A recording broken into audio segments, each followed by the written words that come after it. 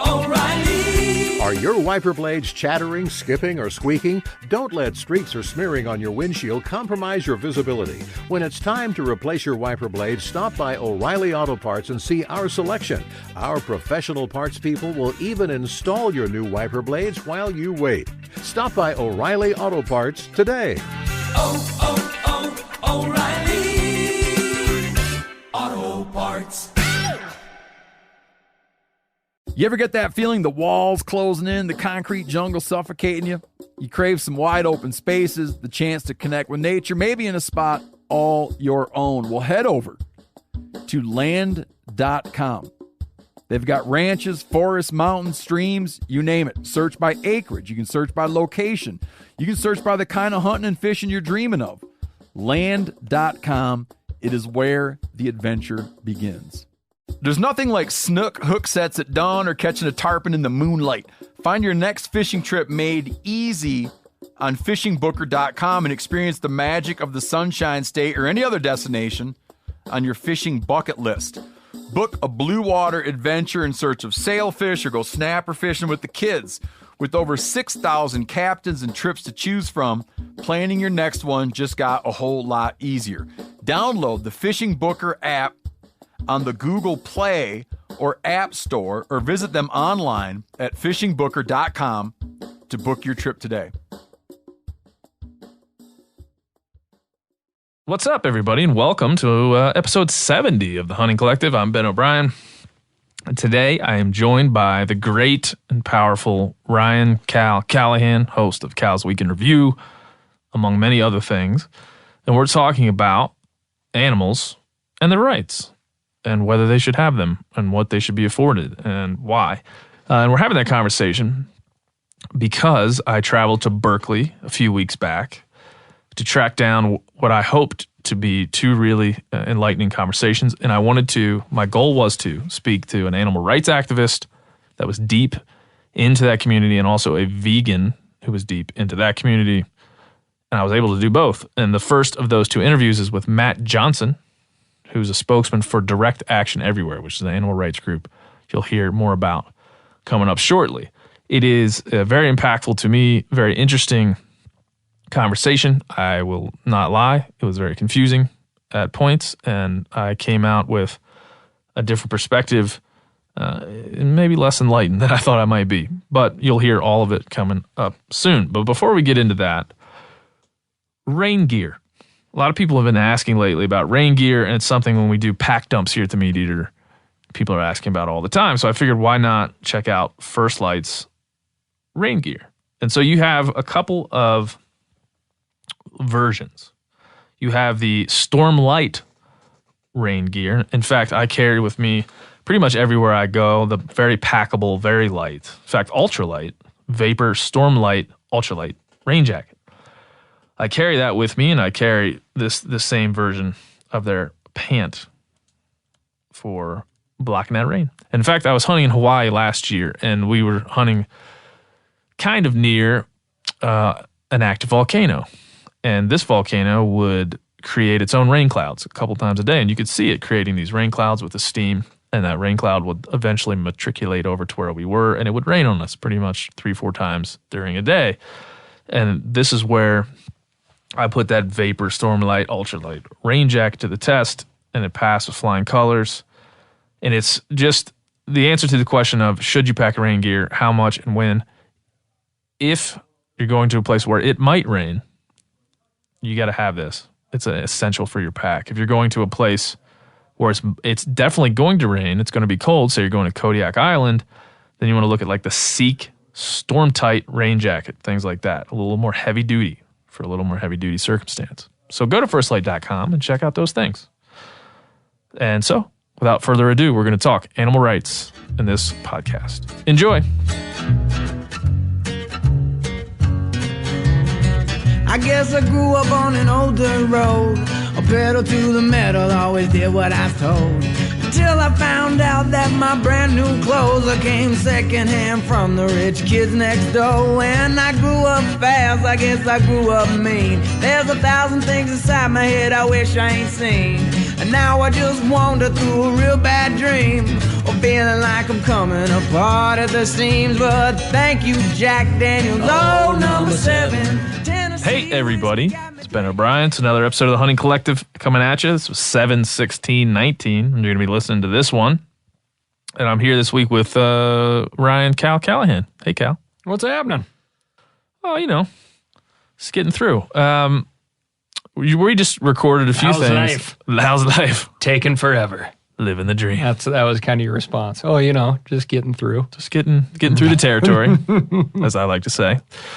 Well, we're here on an interesting day. This is the day where you're going to hear the much discussed interview that I did with a fella named Matt Johnson.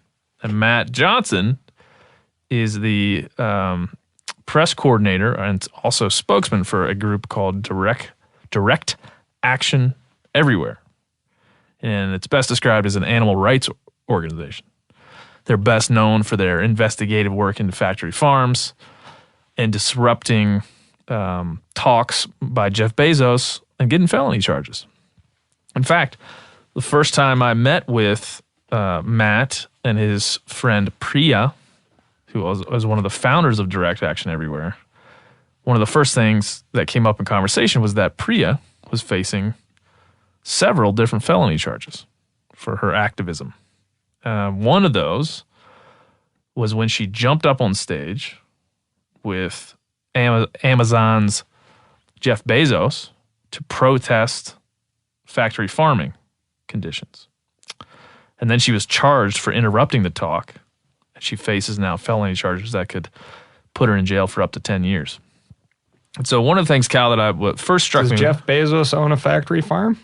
Seems that way. Or many farms? He apparently there's a California poultry farm that supplies Amazon that she was very upset about.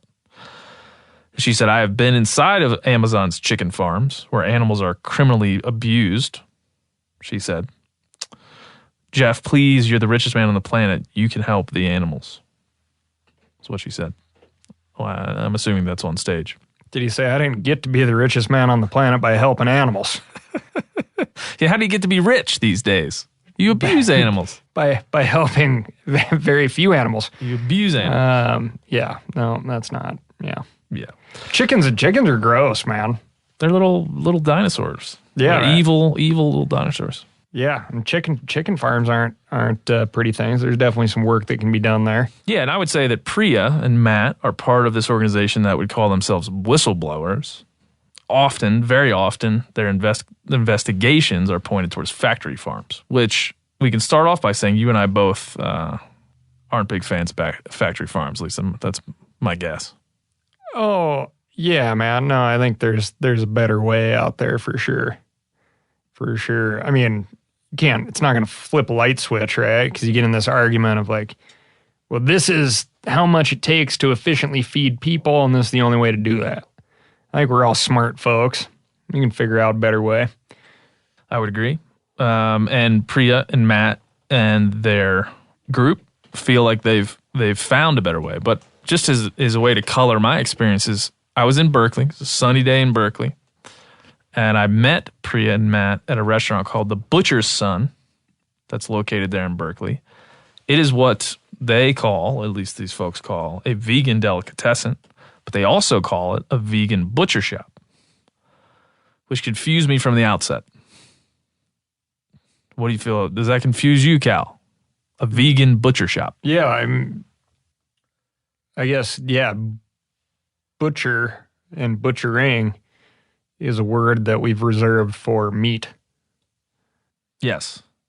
So they have things like fried chicken bagel witch, steak and egg hoagie, the original chicken grinder, which is what I had, chicken parm, buffalo bacon ranch fried chicken, barbecue pulled pork,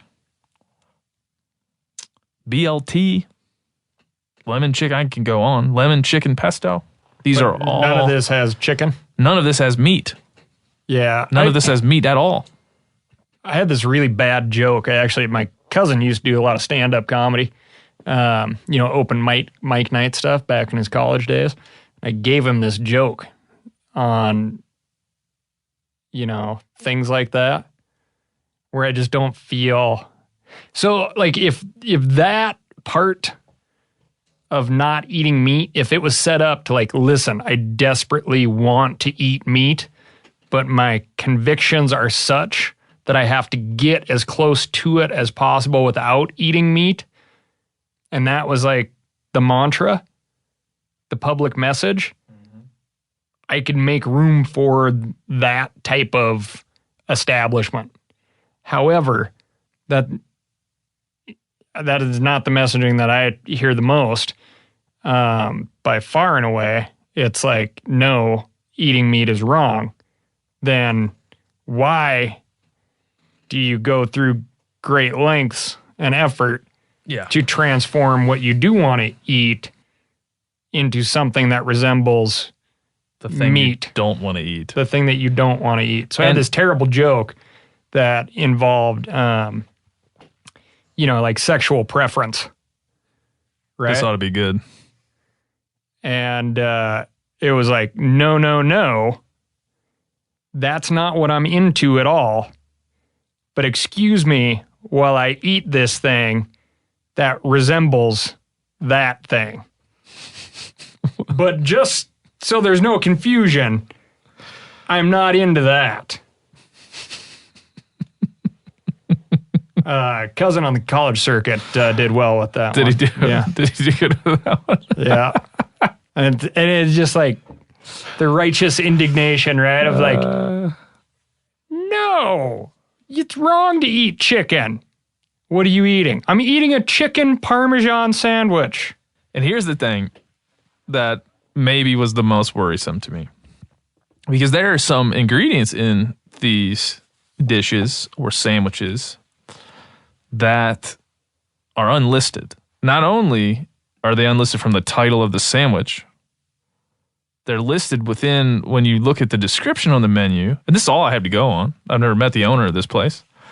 Like, usually when you go to a place, it has all the ingredients listed of the meal you're about to eat. So they have a steak banh mi.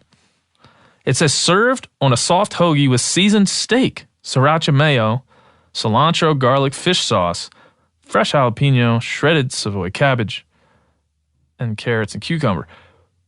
It says seasoned steak in the ingredients list, right next to things like cilantro, which are actual things. It is the most confusing. Now, I asked another guy that you'll hear on the podcast next week. His name is Robert C. Jones. He's a vegan philosopher. And you'll hear his kind of, I don't want to spoil it, but you'll hear his reasoning for why someone might do this. Just to boil it down, he feels like you're changing what the word chicken means if you're using it to describe things that aren't actually what we today understand as chicken. You are functionally changing what chicken is. Everyone eats chicken, but if chicken isn't just chicken, then that opens up the definition of the term and what people might accept as chicken. It's interesting. Chicken's the most consumed protein in the U.S., right? That's right. And so that was his explanation I think of goat this. is the most consumed protein worldwide, I think. That's what Cal brings to these conversations nowadays. Now that Cal's Week in Review is going, your interjections of like really hot facts has gone up, I'm going to say 10-fold, maybe 20-fold. It's impressive. Yeah, I'm going to start hiring myself out as like a ringer for pub trivia. Like, you're like, or yeah, just, you cover all my cocktails and... Or you just come over to people's, if somebody's having a boring family member over or like having a boring family get together, Cal will come to your house, sit at the dinner table and just say, did you know, every once in a while when the conversation gets stale. If you don't have a know-it-all uncle, I can be that know-it-all uncle. He can. For the low price. $100 an hour. It's easy. Anyways, this is how I was first introduced to these folks. Nice people, let me just say. Matt Johnson and Priya, don't know her last name. We had a nice lunch. I ate the chicken grinder sandwich. It tasted like a sandwich with stuff on it that looked like meat. And the biggest thing I thought as I was eating this, and regular listeners to the old show will know this, that my wife and I had this thing where she was asking for more white meat. And so then I made this mission to kill 10 turkeys a year because I felt like after some calculations that would be enough white meat for us to carry on through the year without having to buy some other white meat at the store, because I'm pretty dedicated to not buying meat from the store or store-bought meat of any kind. And so I just thought, well, I would rather eat this faux chicken that was in this chicken grinder than some factory farmed Purdue meat. I would eat this before that because I would feel better about it.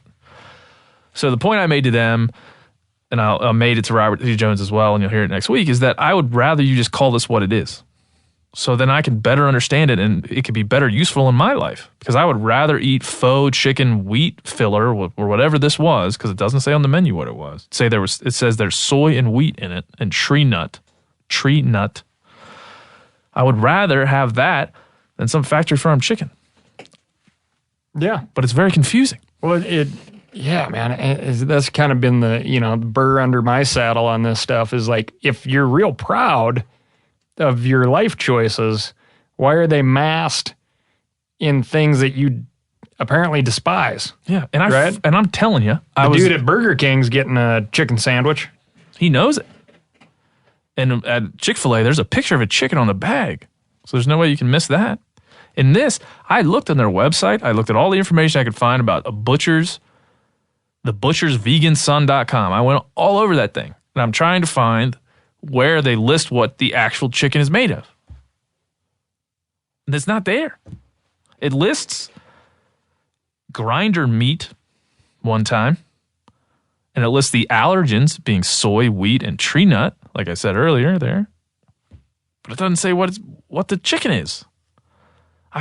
So I feel like I thought going to Berkeley would be strange because this is just not, it's kind of the epicenter of a worldview I don't know intimately, that maybe I don't agree with, but at the very least would seem strange to me. And this was one of the first interactions I had kind of with this core ideology, and it threw me for a loop straight off. Didn't really understand what I was looking at, what I was eating, or whether I was missing something at the core of this that they were seeing that I was not. But I never did get much of an answer.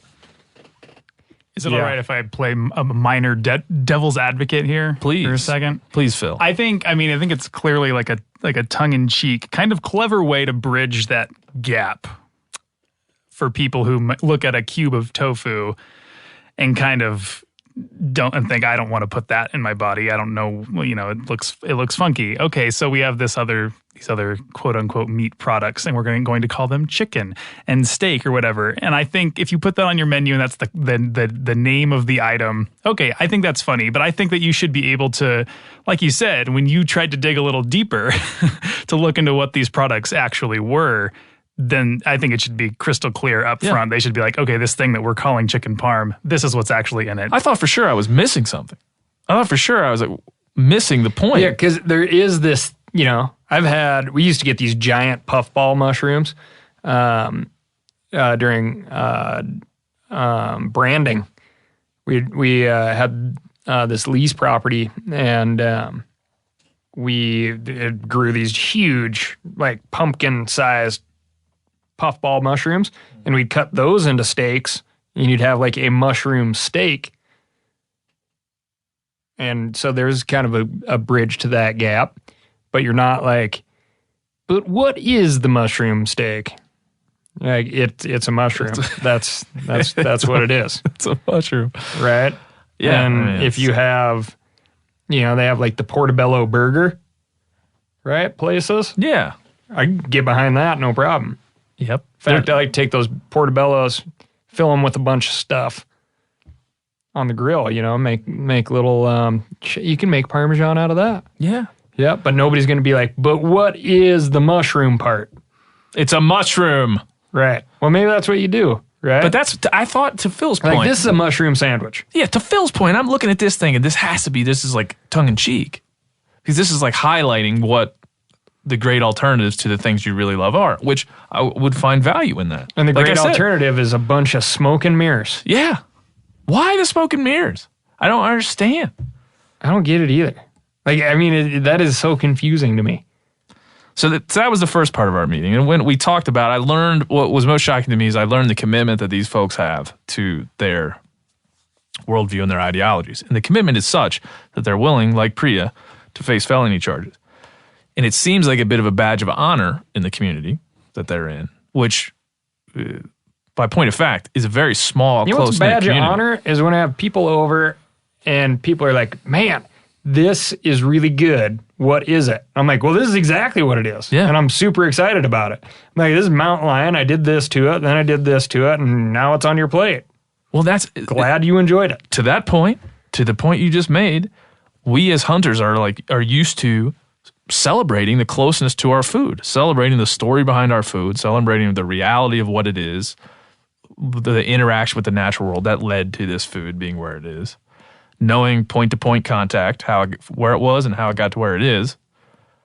And I'm sitting in a place with people that are espousing like a similar belief in the consumption and how their consumption affects the world, and they're pulling the wool over people's eyes. And this is a very nice establishment, and it was packed. What was the name of it again? It's called the Butcher's Son. See, I think a better way they could have done it would be to have their own names of the items, just flat out tell you what they are or what their names for the items are, and then have something like they could still go with the you whole get like a legend, a key. and they could still go with the whole butcher's theme. If you like chicken parm, then maybe you'll like our blobbity blue. Like, you know? like I said, I would love to have some blobbity blue at home with my wife rather than having to go buy the Purdue chicken that I know was raised in a crappy If you like an environment. Italian sub, then those similar flavors and textures you could find in our you know, whatever. Yes, well done. Yep, Yes, and exactly. there's another thing you'll hear in the podcast with Robert C. Jones where we talk about reasoning in and arguing in and debating in good faith. Like good faith is the point of these very twisted up ideological arguments. Always be talking in good faith. Don't be trying to trick, pull the wool over, or push into a corner the person that you're debating with or talking with or exchanging ideas with. I feel like this is in pretty bad faith. Well, it's interesting too, because man, if you're going to feed masses of people, like, doesn't matter what, like if soy is the base of that, that's coming at a cost. Yes. You know, I mean, it is. And we're seeing it, like, there's a lot of cases right now where it's like, oh yeah, soy production's up, so we're going to, you know, slash and burn a bunch of rainforest. You know, that's an example. I'm sure it's being done elsewhere very, very well. You know, obviously, like, udon noodles are soy, right? Yeah. I mean, Japanese have been doing that for thousands and thousands of years. Yeah, I mean, this is when we go into this again in some of these conversations. Well, I was in Berkeley, but you look at avocados in Mexico, you look at quinoa in the Andes. There's all these really, really specific examples of what you're talking about. Yeah. Like, especially with quinoa in the Andes, like that, the market there, they deforested a ton of land to plant quinoa. And then the market went bust. There's a bunch of people that were poor. So like you said, we're consuming something regardless of whether we feel good about it or not. And we are affecting someone or something regardless of whether we feel good about it or not. And that's when, you know, the next step for me in this trip, I went to a animal rights activist house, which is basically like a 6-bedroom house in the middle of this pretty quaint neighborhood in Berkeley. And in this house lived, I want to say 8 to 10 animal rights activists that were working for Direct Action Everywhere. They introduced me to a couple of dogs. One of the dogs was rescued from a dog meat factory in China. Oh, wow. The other one was rescued from a dog fighting ring. And so there's a bunch of animals, there's a bunch of people pretty stuffed into this house, and not in decent conditions, but not great. But they're all there. They're all sacrificing, you know, their living conditions, a lot of times their freedom, as we discussed already, to fight this fight. And these are not baseless, stupid individuals. These are intelligent, well-meaning people, at least from what I could see, They're not crazy. They just have this worldview that is so different from ours that it's driving them to do things that we would never do and to think things that we have never, conceived of thinking. And being in that, just kind of diving into their space, I sat in their house and we did an 1.5-hour podcast, which you'll hear after we're done this conversation. And then they streamed it live on their Facebook page. And it was a fine conversation. I would say that there are certainly some stumbling blocks for me in the way that their logic works. And one of the things I believe that they do is they have a cascading form of logic that as long as you can continue to back them into a corner with counter logic and kind of get them, disprove some of the points they make, but there's always a fallback piece of logic that, one, is shocking, and two, is difficult to wrangle for most regular folks. And one of those, I'd be interested to get your thoughts on this, Cal. One of those, which I am actively going to cut out of the conversation you're about to hear, I want to address it here just to let people know why I cut it out. It is in a discussion of dominion over animals. Animal personhood is what they're arguing for. That animals should have the same rights as people. In fact, a constitutional amendment would be passed to give animals those rights. Right to live being the major factor. The right to not be murdered, things like that. We were talking about dominion. I said that the animal, you could not articulate those rights to the animal, and it could not articulate those rights back to you. You couldn't explain to a bear, I'm going to give you rights. That means you have to act differently. I'm going to give you rights so you have the right to live. So don't kill any more bear cubs. So we were having a discussion on dominion over animals. The fallback point, when that gets tough, the fallback point was just simply this. There are disabled humans who can't speak for themselves, and we give them rights. They have the right to live. Basic human rights is what they have. And the question then is, why, if we give disabled humans these basic rights, will we not extend them to animals? Neither of the two can speak for themselves. And so I'm cutting that out. I cut that out because I feel like that's a very, very offensive line to walk. As soon as I'm starting to counter reason why disabled people are like animals or vice versa, it gets into an almost impossible line of conversation. And like I said earlier, I think that's how it's set up. It's set up to slowly back into a corner, logically, a person that's not expecting it, and then throw that at them. And that's just not something. I want to acknowledge the idea, but I'm not going to include that discussion. Right. So it's like, so Ben, you think that disabled people should be eaten. Yeah. And they're like, well, no, but you said. But you said, right? These are logical traps that are designed, because that's really all this is. Animal personhood is just a logical construct. It's like, can you logically argue against what I'm saying? And so all I have to do is build in some fail-safes, some trap doors in the conversation. If I pull this lever, you're going to fall through it one way or the other. So I felt like that's what that was. And I very much left the conversation upset by that, And I felt like that was a bad faith move. And I don't think that it was an intentionally bad faith move. I just think because that logic is so connected to their worldview, they don't see it the way I saw it. And for me to have to stumble through the idea of animals versus disabled people, I felt it was an impossible task and not respectful to those folks that are disabled or maybe parents of folks that are disabled. It's just weird to me. It's as weird as eating a chicken grinder that has no chicken in it. It's just weird. I do get hung up on some of this, and in the fact that, I definitely think that there's a lot of folks out there that like to think much higher of humans than we probably should be thinking of ourselves. Like the example of Homo erectus, it's odd, like the evolution of man. It's like we really like to have like these placeholders, right? And be like, well, Homo erectus was like this. And man, we've come so far. But it's almost daily that we're learning so much more about Homo erectus that we have an insane amount in common.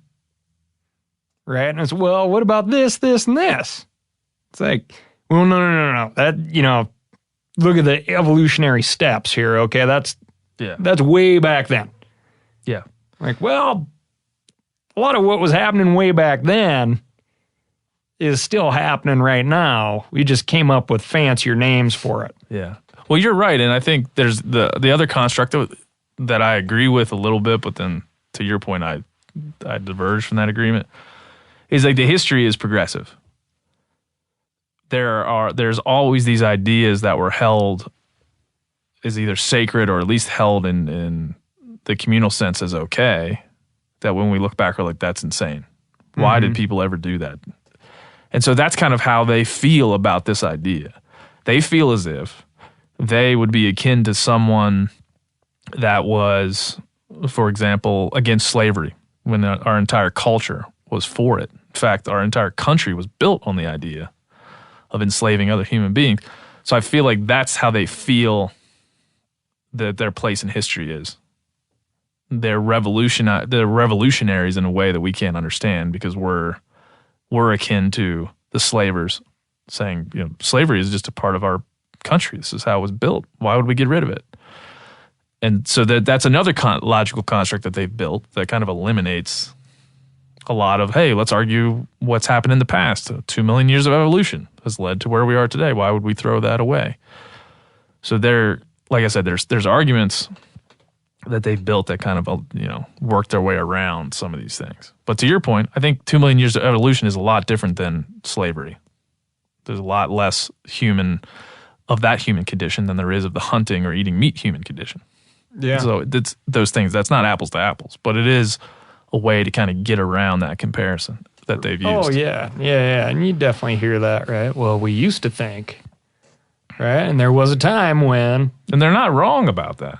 No. They're right about it. And I would make the point that history is progressive, but like comparatively, the space and time where we enslaved humans, even though it was a very, very, very long time in our history, is much shorter than the amount of time that are even, you're talking Homo erectus to Homo sapien, and even before that, even, lower hominids that were... I mean, it is like, I'm sorry, but you just can't, there was no period in time where everybody was for one thing.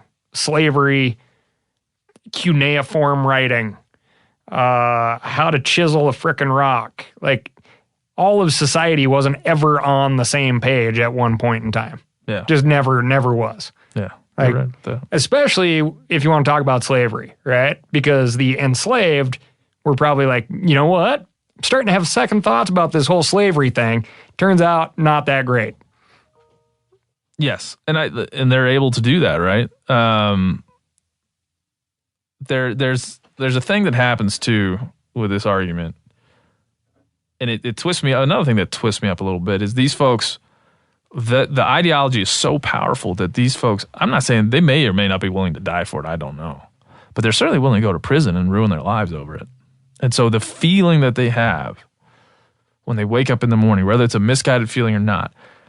And I went to Berkeley in hopes to kind of understand it better, and I left this particular conversation you're about to hear more confused than ever. But it certainly did help me, go to the gym with my ideas and make sure they were strong enough to hold up. But, and another thing I will say is I went into this interview with I didn't prep, I didn't read any books or have any quotes or stats. I just wanted to see what that conversation would be like with what I currently knew and what this person currently knew, and weigh those things with each other without me with no cards. It's like, here's a stat you ought to consider. I didn't want that. I want it to be natural flow of conversation, at least on my end. So you got to know that. But you also got to know that these people believe this so mind-alteringly that they're willing to do just about anything because they feel like they're saving lives that are being willing to murdered. do anything other than call a sandwich what it is. Yeah. Outside of that, willing to go to prison. Okay? But this is chicken. But my Philly's cheesesteak contains some things Yeah, that we shan't talk about. we shan't. No. We should not. Yeah, and so like I say, this is there's two parts of my trip to Berkeley specifically to pursue these ideas. The first one you're about to hear, and the second one you'll hear next week on part of a vegan philosopher named Robert C. Jones. I came out of both these conversations better equipped to handle these conversations in the future. I learned a lot. I feel like I got twisted up a lot with some of this stuff. I think as anybody probably would.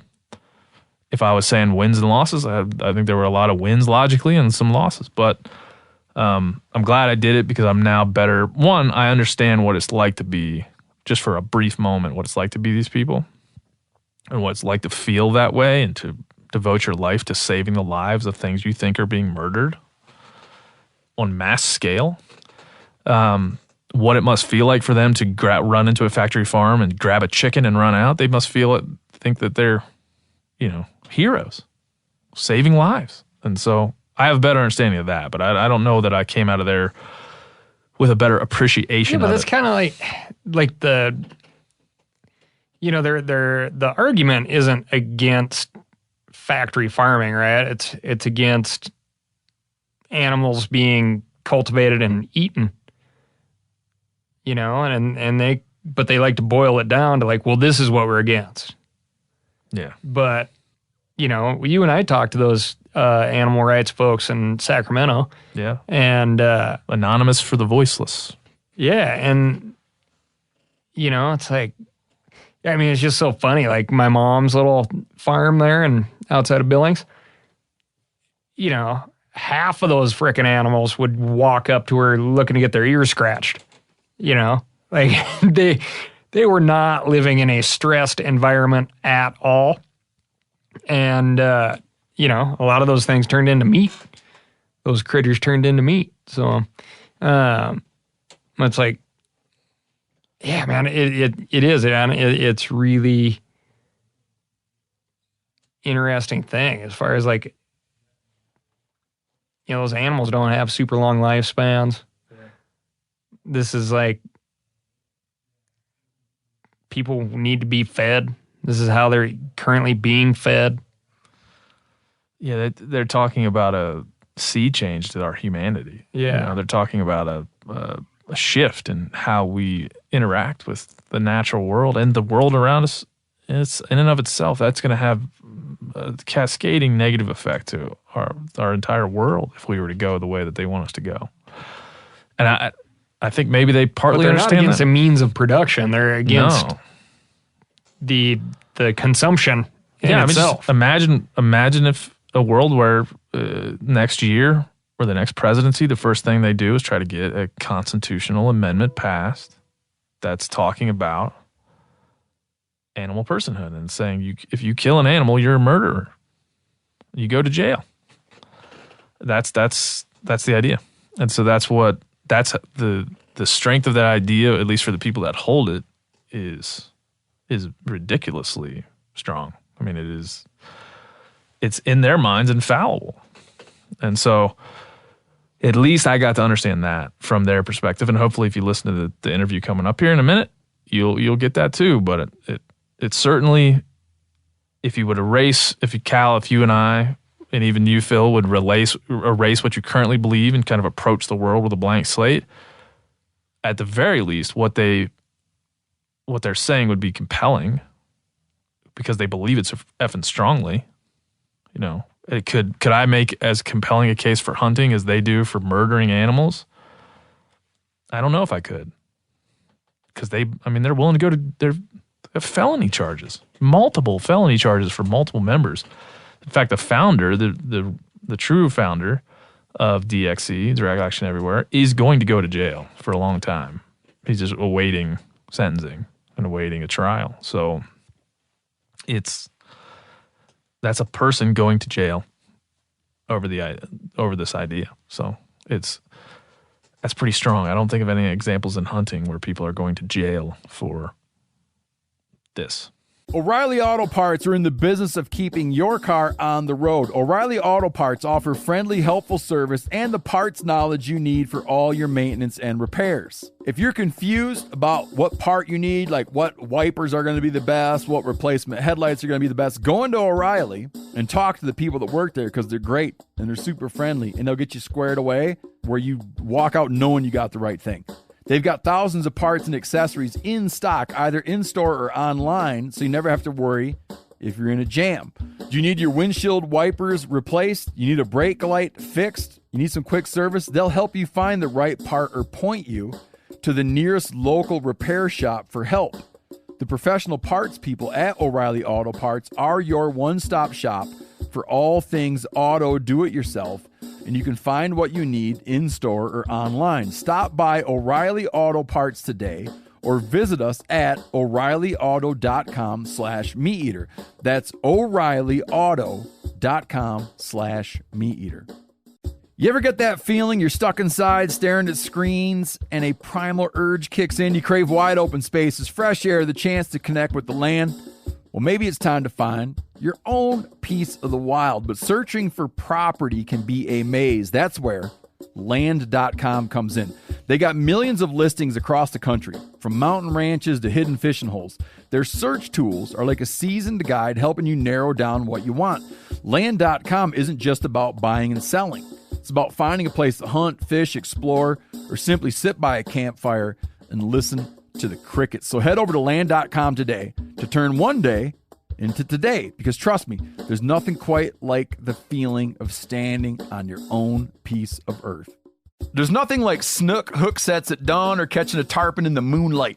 Find your next fishing trip made easy on fishingbooker.com and experience the magic of the Sunshine State or any other destination on your fishing bucket list. Book a blue water adventure in search of sailfish or go snapper fishing with the kids. With over 6,000 captains and trips to choose from, planning your next one just got a whole lot easier. Download the Fishing Booker app on the Google Play or App Store, or visit them online at fishingbooker.com to book your trip today. I wouldn't want to go to the clink, like comparing stories, right? Be like, what are you in for? I interrupted Jeff Bezos. Yeah, he got him pretty good. 45 minutes in, I jumped up on stage. All right, well, any final words there, Cal, before we transport to Berkeley? No, take us away. Phil, are you good? Yeah, I'm doing good. I don't know if you wanted to throw down some Simon and Garfunkel to set the scene or something while we transport to Berkeley. I guess I grew up on an older road, a pedal to the metal, always. Matt, how's it going? It is going great. Thanks so much for having me on, Ben. Yeah, well, thanks for having me in the home here. And you guys call this an activist house, is that right? This is known as the Dingo Den. The Dingo Den. So we have several activist houses, and they all kind of have animal-ish type names like that. So welcome to the Dingo Den. The Dingo Den. I'm happy to be in the Dingo Den. Mm-hmm. And this is for the organization that you're a part of. This is where a lot of activists get together. They live in the same place. They kind of coalesce around the idea of animal rights activism. So. Absolutely, yeah. Lots of meetings, lots of events like things like this where we're filming and doing interviews with the media, and just all sorts of planning, video editing, organizing protests, community events, you name it. Yeah, and you would are self-described animal rights activists. Is that? Yeah, absolutely. Animal rights, animal liberation activist, kind of interchangeable. Yeah. Okay. Maybe in the short term, animal welfare activist. People kind of don't like that one, but animal welfare as a means to animal rights. Animal rights. Perfect. Yeah. Tell us about your organization. And like I said earlier before we hit record, and I'll also say we have your organization's Facebook Live joining us. So we're going to have hopefully some questions as we go. So if you get a good question, just stop me at a place that makes sense, and we'll take those questions, because this conversation is all about the questions I have for you, hopefully questions you have for me, and just exploring the things that are important to both of us. Yeah. Where we agree, and then a lot of where we probably don't agree. So tell us a little bit about the organization. Sure. So I'm the press coordinator with Direct Action Everywhere, which is a global grassroots animal rights network committed to achieving revolutionary social and political change for animals, culminating in our eventual goal of species equality. So that would be a constitutional amendment, at least that would be kind of the U.S. version of it, to give animals basic personhood, to say that, in the same way that it's not, you can't, I can't invade your bubble. I can't harm you. I can't put you in a cage, et cetera, et cetera, et cetera, to extend that right to all sentient life in the U.S. and eventually on Earth. And the way we do that is by following in the footsteps of successful social movements of the past, and we employ nonviolent direct action. So this means going directly to where the injustice is happening and speaking out against it. So we go into farms, into slaughterhouses. We document what's happening. We rescue animals. Sometimes we go into even like grocery stores and in restaurants and raise awareness there. A wide variety of actions, all centered around building a mass movement for animal rights to facilitate that kind of change. Yeah, and you guys have done this to what I would call extremes. There's Priya that's sitting over there has a few felonies on the books. Just explain, the extents that you guys go to document some of the factory farming practices that we talked about earlier, and some other animal cruelties that you guys perceive. It's I would say it's very extreme. I think anybody would say it's very extreme, but it's what you're passionate about. So kind of explain the boundaries within you guys, Definitely. how you work. Yeah, so I think, in terms of what what most people are doing, it's certainly the action itself is extreme when most people are, very few people are actually doing it. I think in terms of the values it represents, it's actually pretty mainstream. Yeah. When ordinary people, yourself, we were talking before the recording, ordinary people see what's happening in factory farms. They're horrified by it. They're horrified, even by the food that they're eating, where it comes from when they learn that. And so what we're really doing is shining a light on that, and we're elevating what's happening behind closed doors and allowing that compassion that's really common to most people to be raised to the forefront. And I think when ordinary people, see what's happening in these farms, and then they hear that someone like Priya here is facing felony charges for just exposing the truth, for trying to help animals, ordinary people are with us in terms of the values. So the actions themselves are extreme, but it can actually really be a powerful mechanism to draw attention to it. When people be like, oh my God, like she might be going to prison for this. Like that's just outrageous. She seems like a lovely person. I don't understand. Not a felon. In my mind. It's a pretty wild state of affairs, and I think we're marching down the path to change things. Yeah. Well, I want to learn, like I said, learn as much as I can about the ideologies, but also you, the person, and how the organization kind of came to be. So let's start with the organization. Who founded it? How did it come about? How long has it been around? Yeah, so Direct Action Everywhere was founded in 2013. Priya is actually one of the co-founders who's in the room.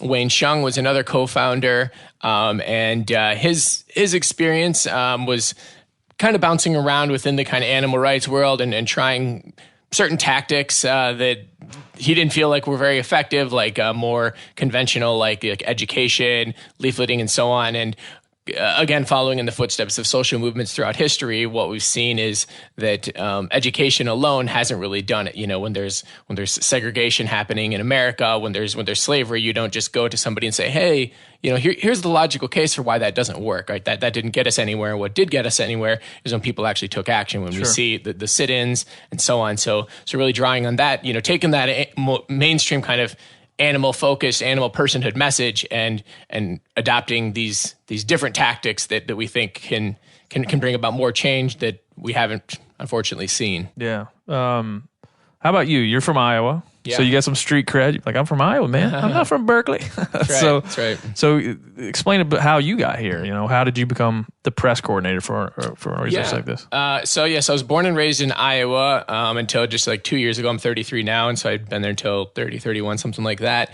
And so originally I was this 4-year-old kid. It's pretty interesting to think about it, who for the first time in my life, I kind of had this realization that what was sitting on my plate, wasn't some benign food, that there was this body of an animal that wanted to live. My uncles were having a conversation about me and kind of joking and laughing about this they're deer hunters.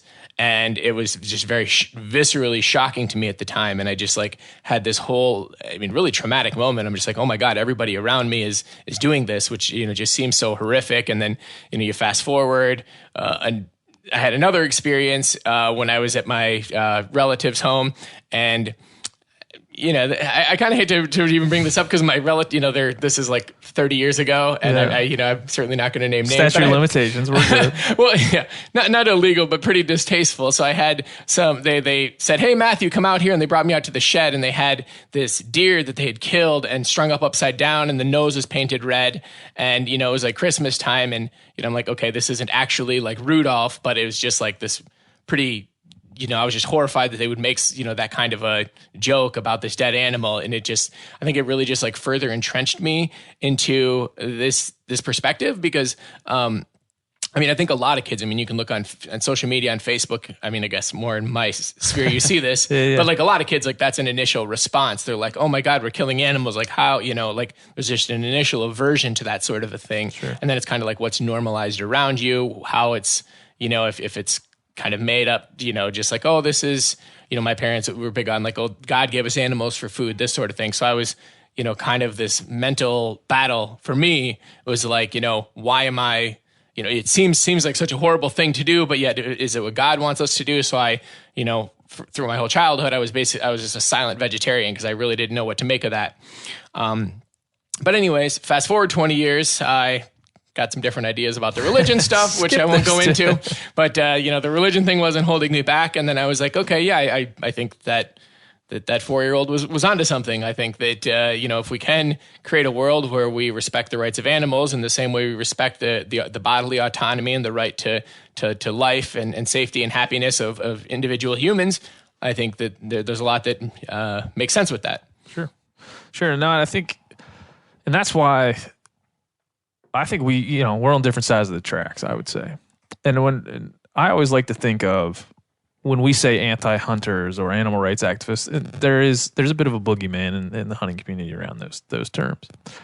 I always like to think of when I wake up in the morning, I'm passionate about like how hunting has enriched my life. The act of hunting has enriched my life. Not the killing of the animal per se, other than the fact that I get wild meat from it, protein from it. The act of hunting has enriched my life in ways that I'd like to explain to you guys. But I always think that, and the reason I wanted to reach out and have this conversation, because I think you guys have the same kinds of passions over the ideologies and philosophies and things that you've come to believe so strongly.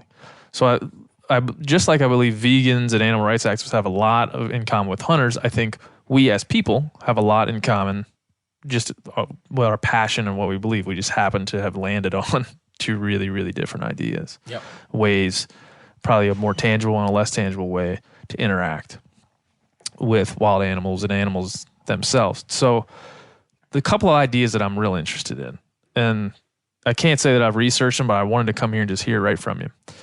Speciesism and animal personhood. Mm-hmm. So which one is more appropriate to start with? They're both they're interrelated and both very appropriate. So speciesism, it's just kind of follow the book definition of discrimination: racism, sexism, speciesism. It's when you take an arbitrary trait or an arbitrary grouping rather, and you say, hey, let's put these individuals into this category and give them rights. Not because of any relevant characteristic, but just because they're in this group. So white people get these rights, black people are denied these rights, men get these rights, women are denied these rights. Well, over the course of history, we've come to say, well, those are arbitrary groupings. Like there's no reason that, black people versus white people, you're denying rights. Well, species, it makes the same case. So it's saying like, well, what is, don't just put them into arbitrary groups and say, well, I'm in a position of privilege and power and I'm human and all the non-humans, like, forget you get your rights denied. But no, that's discrimination. And we should in fact say like, well, what is the relevant trait? And so, to me, what makes sense as the relevant trait for personhood, to go into the other part of it, is individuals who have feelings, who want to live. We should respect those rights to life and have those feelings matter. It comes down to the sentience is the word we often use, right? Yep. And sentience is kind of like the level of a being that has feelings and wants to live. Yep. Right? Like if If you take a fish and you drop it on the shore, does it flop towards the water? Exactly. Right. Yeah. Those things like that. And I think it's in my experience, it's always been pretty common with folks that are focused on animal rights to start to look at how to personify or anthropomorphize an animal. Like they have babies, they have emotions, they have feelings, they're scared, they're happy, they're sleepy, those types of things. So, and it's you guys have some rescue pets down here, and you live with these animals, and you become emotionally attached, and you start to see how they interact with the world, and you become emotionally attached to that. Mm-hmm. How do you think of animals, both the pets that you have, and then you take that one step further to like a factory farmed animal, and then one step further to a wild animal that lives? Sure. Yeah, so I mean, there certainly is emotional attachment, like you mentioned, that comes to certain animals. I try to take a step back from that and not, again, speciesism is one thing you could say humans to non-humans, but even within non-human animals, right? You have warm feelings towards a dog, but not towards a pig. I try to step back from that and say, like, no, what's relevant here? How cute I think an animal isn't relevant.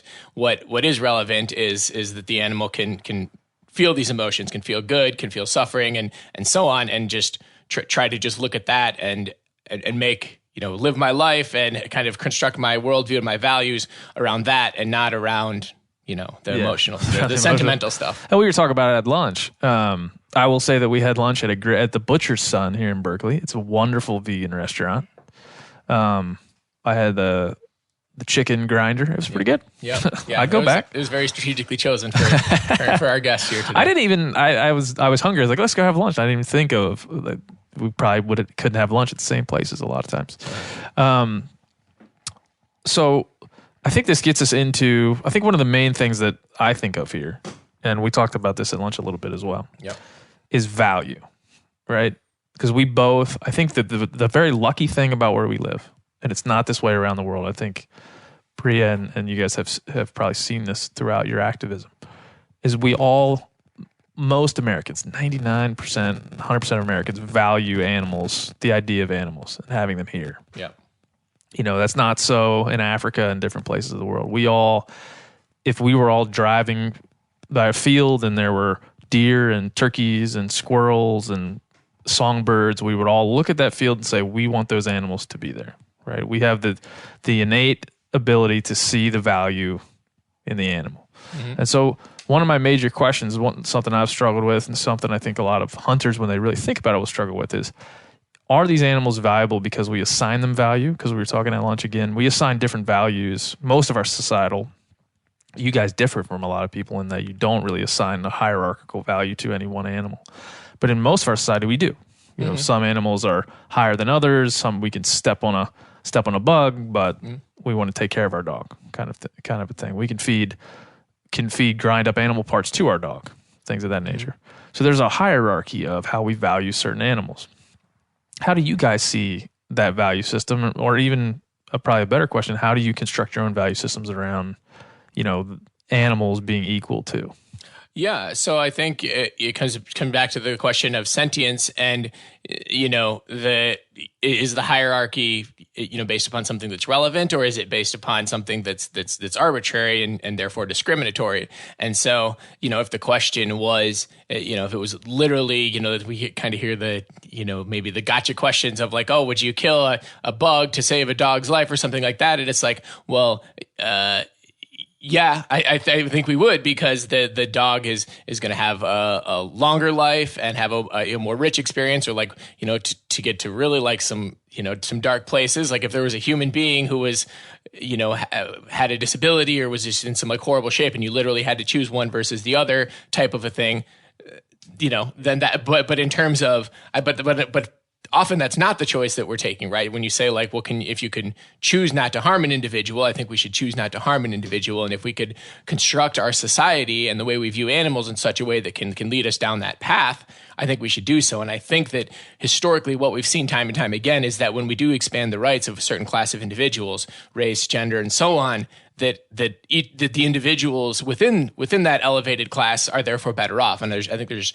just every reason to assume that the same would be the same with animals. Yeah, and I think there's something we definitely agree on I don't know if I've ever said this on this podcast or really on air at all, but I talked to my parents about this some. I do feel like if you look back through history, the progressive ideas definitely societally and culturally kind of always win when it comes to, and I'm an independent person. I don't think in a progressive way. I don't think in a conservative way. I just try to look at things pragmatically and figure it out. But when you start to look at the conservative social feelings of, discrimination or racism or whatever, those things are over time, like they're receding. Yeah. They always have. You can't fight that. That's just history. If you read and understand history, you understand that we have progressively become better at treating each other well and being social and understanding that the individual rights are important. So I'm sure that a lot of people will hear me say that and label me a certain way. Have at it. Go for it. Don't really care. Berkeley's getting to you. Don't really care. You Berkeley. What's in the water here at Berkeley? I noticed you haven't taken a drink yet. Is there? Well, yeah. Maybe it'll get worse if I start drinking. But I do believe that. But I also believe in a lot of conservative ideals and a lot of ideals around gun rights and hunting and all these other things. So I'm, complicated being as we all are. Uh-huh.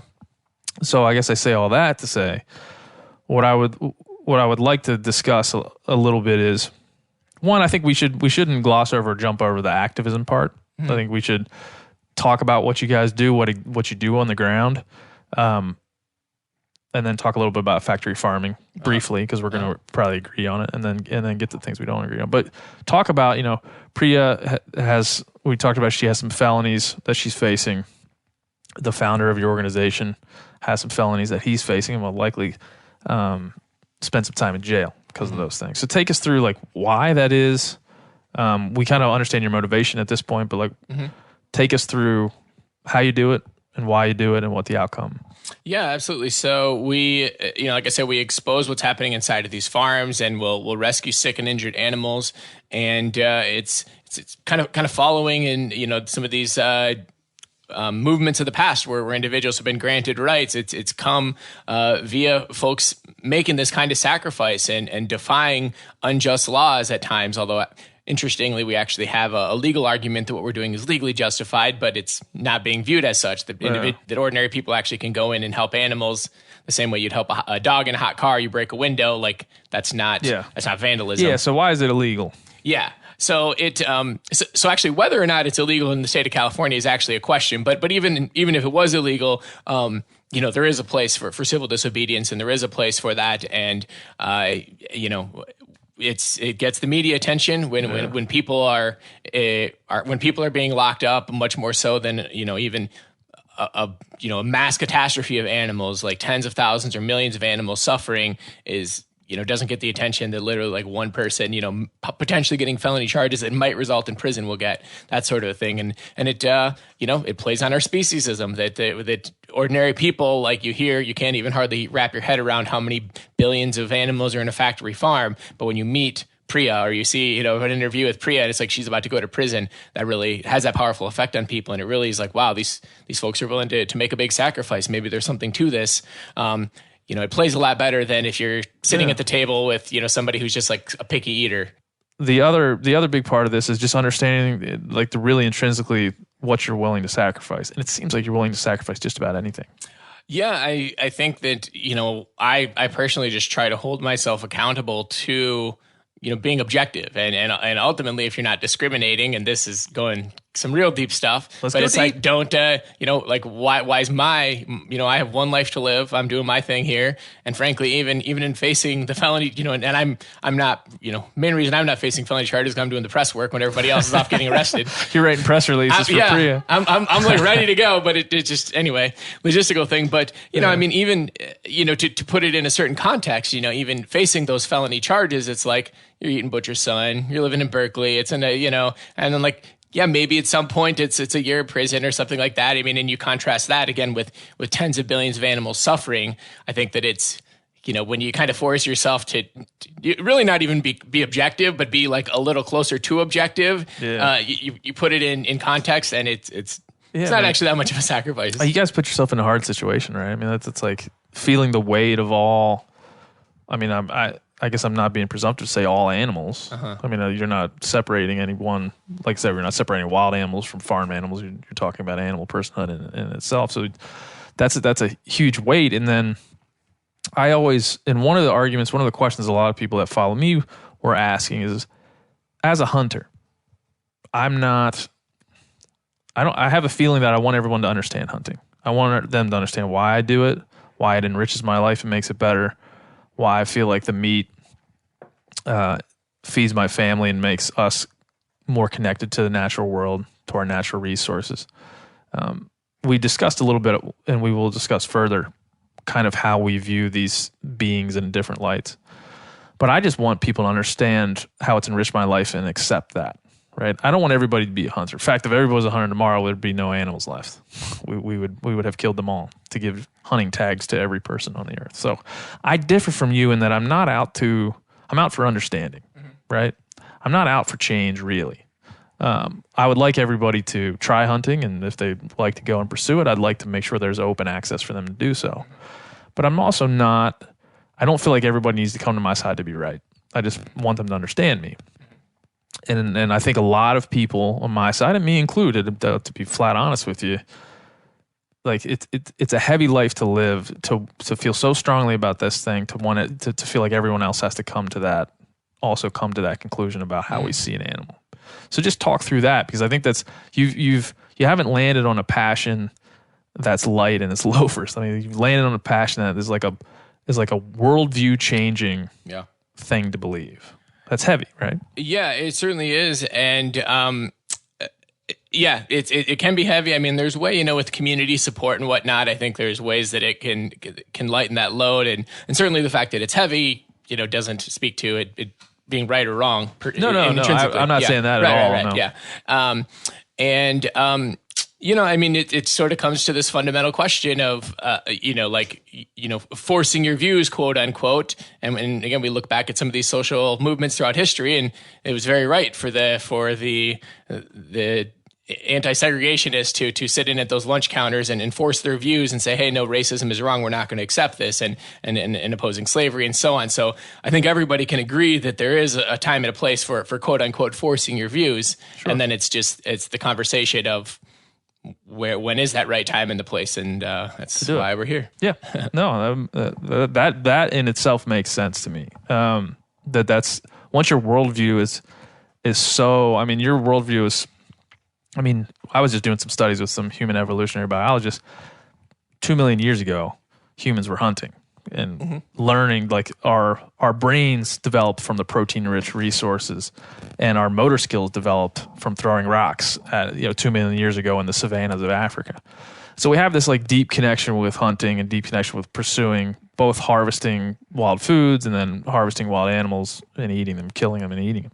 So we have this like very long history with that. And it's if you believe in human evolution, you believe that it's intertwined. These two things, hunting allowed us to become bipedal, and then allowed us to become Homo sapiens, and then allowed us to go on and on. And of course, now we sit at a time where we have the modern luxuries to have these ideas. Yeah. To think about animal personhood and animal rights. We're not hungry. We can go down to the brother's son or the butcher's son and get a sandwich. So for us, I don't like to make, again, I'll go back to the progressive, the history is progressive, I feel. So I don't like to generally make the argument, we always did it, so we should always do it. Right. I think that sometimes can be valid, but in this case, probably not as valid. Yeah. So I'm not going to give you that. Good. I'm glad you don't make me. Yeah. I'm not going to give you that. I was going to make that point. I don't, Thank you. I'm not going to give that because it doesn't make sense to give that. Because there's like, all you got to do is be like, slavery? We did that for a long, long time, and we don't do it anymore. You beat me to it. Logical fallacies and all they are. Yeah. So I don't want to do that, but I just think that it weighs heavy on your ideologies that there's millions of years of doing these activities. Now, removing, just talking about hunting and removing factory farming, because that's industrial evolution onward. I just think you have a lot to explain. Like you have to make the jump from racism to speciesism seems like just a gigantic gap to me.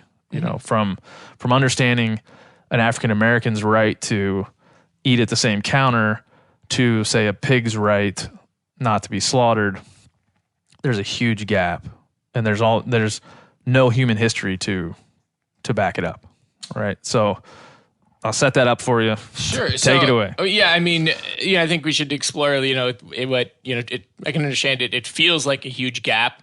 And so we should just explore exactly what that is. And I think, just you take discrimination by the book, I think it fits. It's just group A, it's group B. You're not saying, the activists will always say, name the trait. What is the trait? Not the group, but what is the trait by which we respect the right to life, the right to bodily autonomy, the right to freedom, and there really is nothing. We haven't touched that term, bodily autonomy. So I mean, it's just nobody can do anything with my body that I don't consent to. You can't, from cutting the tail off of a pig, or obviously just killing animals, that sort of a thing. So that goes down to just consent, basically. Yeah, and we wouldn't, you would never dream in a million years of saying, because a human is, you name it, doesn't communicate the same way you do, or isn't as smart as you, or has some sort of disability, or is less intelligent. However you measure intelligence, less intelligent than a pig. Never in a million years would we dream of saying okay, forget him. And in fact, we'll go through great expense to enrich the life of that human. Great expense to make sure that they, have a meaningful life and have these rights. Yeah. And so, yeah, I mean, I think that, it probably sounded like a big jump for white people to say, wait a second, these slaves, we're going to give them rights. That feels like such a jump. I can't hardly wrap my head around it. And it's a very strange concept, and it takes time, and it takes a lot of these kind of conversations, and it takes activism. And eventually, society shifts, and we look back and it all seems so obvious. Yeah. Like I said, I'm not blind to that. That's happened. What I don't understand is how we get from A to B there, and it seems circular in its logic. Circular? Can you? If an animal is a person and a person is an animal, where it seems circular to me is that animals kill other animals, right? If I was to say it's more natural for me if I'm the same thing as a deer, and the deer is the same thing for me, it's more natural for me to act as in the predator-prey, relationship that's been around for as long as we've been around, as long as we've been cohabitating with these creatures. Yeah. It seems to me more logical that I would fall into, and I don't usually use this argument, but if you were to level the playing field and there's one species, right? Everything is the same and its rights and the way that it's treated. I then feel that I fall into what a grizzly bear feels about, if you asked a grizzly bear about an elk, it would say delicious. Yeah. So with human beings, to take the analogy, I think you and I would hold the value that all humans deserve this right to personhood. Sure. And the fact that maybe there are humans on the other side of the planet who, because they don't know any better or for the sake of survival, are killing one another, that doesn't change our view that all humans should have basic personhood. Yeah, but a grizzly bear, it's innate in a grizzly bear to kill. I've been around grizzly bears, I've been around wolves, I've been around mountain lions, apex predators in their totality. It is in their being to kill. That's what they do. Yeah. They don't reason it. Yeah. They don't feel it emotionally. A grizzly bear is a grizzly bear. And part of its being part of its grizzly bearness, if you will, is to kill things. You can't remove, you could never sit down with a grizzly bear and reason it out of eating a fawn from a pregnant deer or killing the cubs of a sow, eating. I've seen this and have a lot of friends who've seen this. A grizzly bear or a brown bear will kill cubs of a sow to make that sow go back and heat. You couldn't remove that. You couldn't remove that from the grizzly bear. You can't. So my argument would be, if we're the same as a grizzly bear, you wouldn't be able to remove that from us. And if you can remove that from us, are we then not? Then we're different. If I'm able to remove my predatory instinct that's been built over hundreds of thousands, millions of years, if I can remove it from me, that makes me different than the bear. we could again take the same conversation, and you'd say, well, what about, you know, how did I get here today? Well, I you know, in addition to consumption of animals and hunting of animals, I got here today by a product of all sorts, you know, the winners of wars, you know, by through all sorts of violence, all sorts of rape, on down the line. This is how I became who I am. And so this, you could argue that this is innate in all humans, is extreme violence towards other humans, and we don't fall back on that and say... Exactly. That's my point. My point is we can innately change. We have the ability to innately change that predatory instinct. We've changed it through technology, the advancement of our civilizations. How we think about and relate towards animals has changed over time because we have changed over time. Yeah. I haven't seen a grizzly bear or been around a grizzly bear from 100,000 years ago, but I imagine that it's the same thing. Like, grizzly bears aren't, I promise you'll never find a grizzly bear that you're going to be able to convince over time through technology, through advancement, through even better sentience, not to kill and eat. Yeah. And so I think what you're saying kind of makes the point. If humans are able to change the way we feel about animals in the way that you would like to, that just by the ability to do that makes us different than animals. Yeah. Again, like, I think you could, again, make the human comparison. Like, there are some animals, named, you know, bears in this example, who you're not going to be able to change. There are some humans who you're not going to be able to change. So you do take the animal kingdom and you subdivide and say some can, some can't. You take the human species, well, some can, some can't. Some humans are, you know, have a mental disorder or whatever, and that doesn't change. What's incumbent upon us, as, you know, individuals with moral agency, to say, like, hey, like, you know, this, what's the right way for us to live? And the question of, you know, what do we do with these individuals who have, you know, whether it's humans who have violent tendencies or not, or animals who have it innate in them to be violent?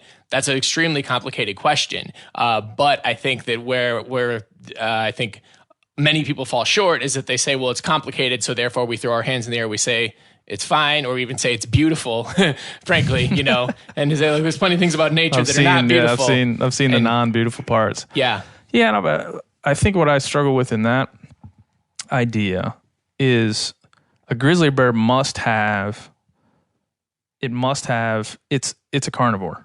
It must have that deer to live. It can't.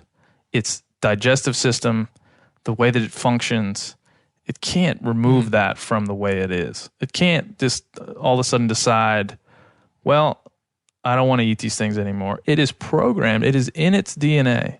It's in its genetics. Now, I'm not saying I agree with the bear's feelings, but the bear is the bear, right?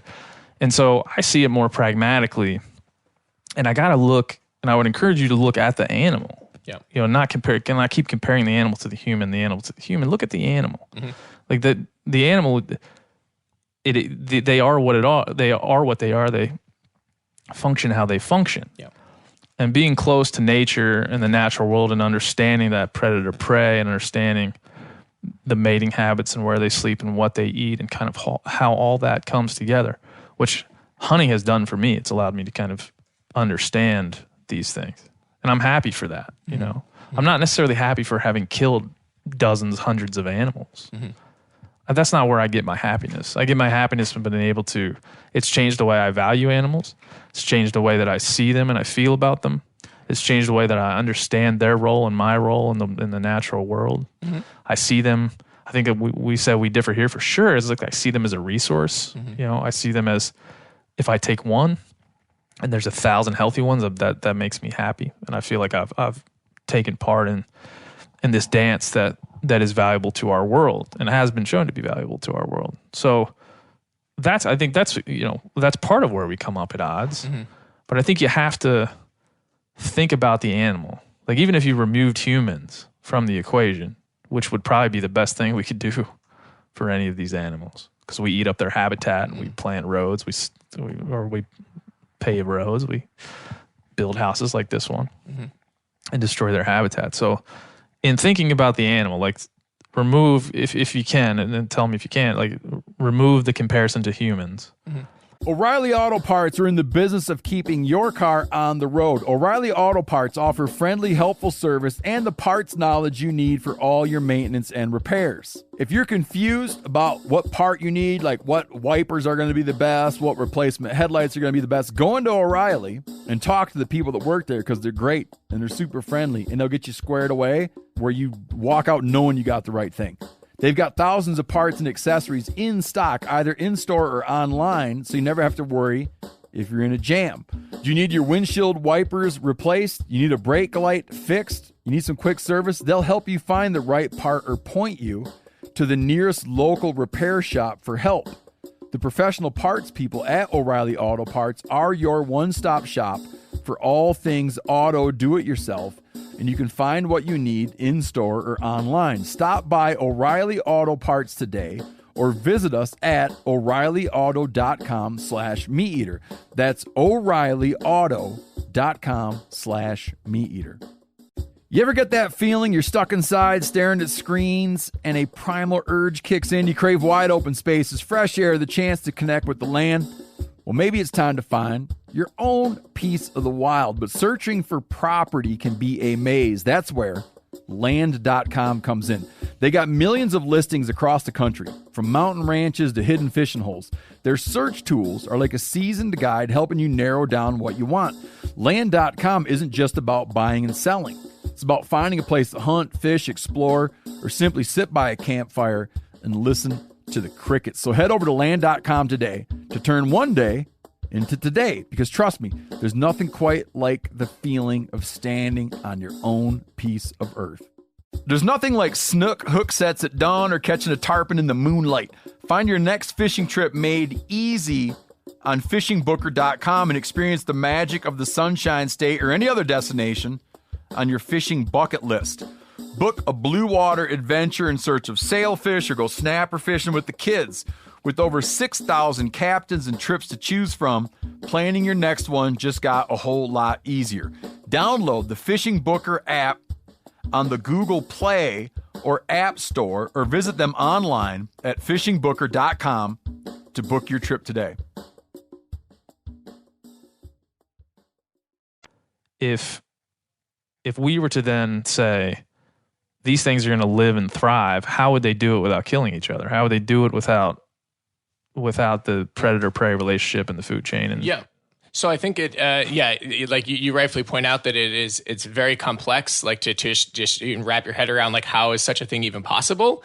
And I think that, you use the term pragmatic, and I think that, again, like I just think it's just apt. So like, if you like, well, what are we going to do if we free the slaves? It's not pragmatic. These people, like, how are they going to get jobs? They're not educated. Like, it's just such a huge problem. And it was just this rationale to just try to stay entrenched in what we're doing right now. And so you right. So I think that,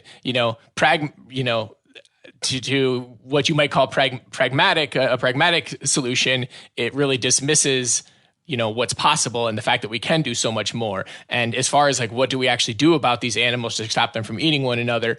Extremely complex. I mean, there are like, we have some hints of some solutions of things like you can do like, like you can do like highway overpasses, or like wildlife can crawl, walk underneath roads, or you can have, there's like high pitched sound emitters that you can do on machinery so that animals run away. But frankly, we're not even like scratching the surface of that. So my perspective is that if we can move from a place where we look at animals as just a means to our ends, and then we can shift the whole narrative, the whole game around that, and we say animals are individual persons and they have a right to bodily autonomy and so on. That's when we bring in the experts. We bring in the animal behaviorists, the biologists, the Silicon Valley techie people, and we look at all these solutions. Is there a way to control their breeding? Is there a way to maybe change their genetics? Maybe animals can be bred away from some of these habits, and that sounds like some sci-fi stuff right now. Sure. But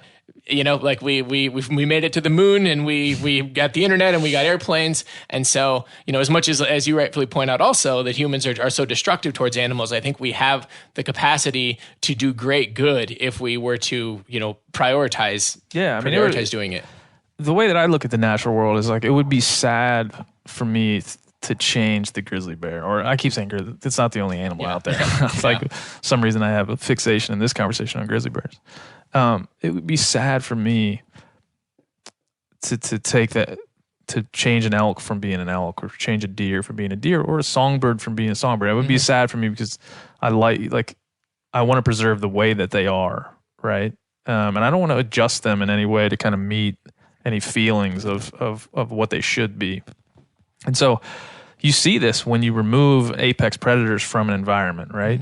You see what it does to the prey. Yeah. The prey, part of an elk being an elk is that it has these forces that are fighting against it. Winter kill, we say in wildlife management. There's winter kill. There's predation. There's all these things that affect animals, but they also make those animals what they are. Now, you may argue through history animals are changing based on different conditions and different influences on those animals. But the animals, the way that they are now, I kind of feel I would like to preserve that way.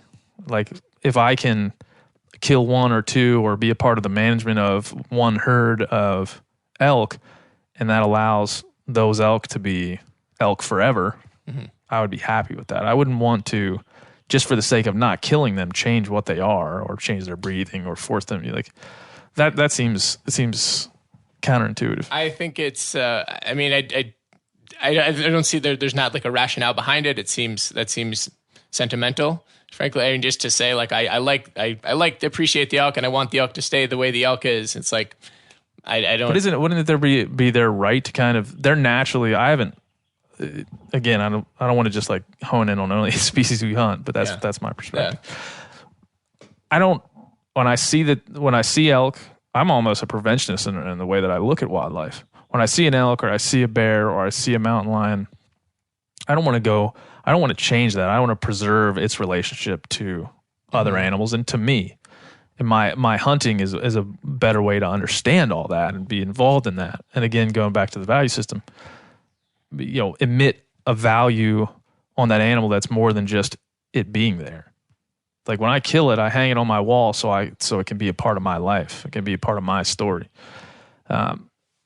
I eat its flesh so it can be a part of feeding my family. And I see that. I can see how you guys see that as like a barbaric act. I get that. And I understand that that's,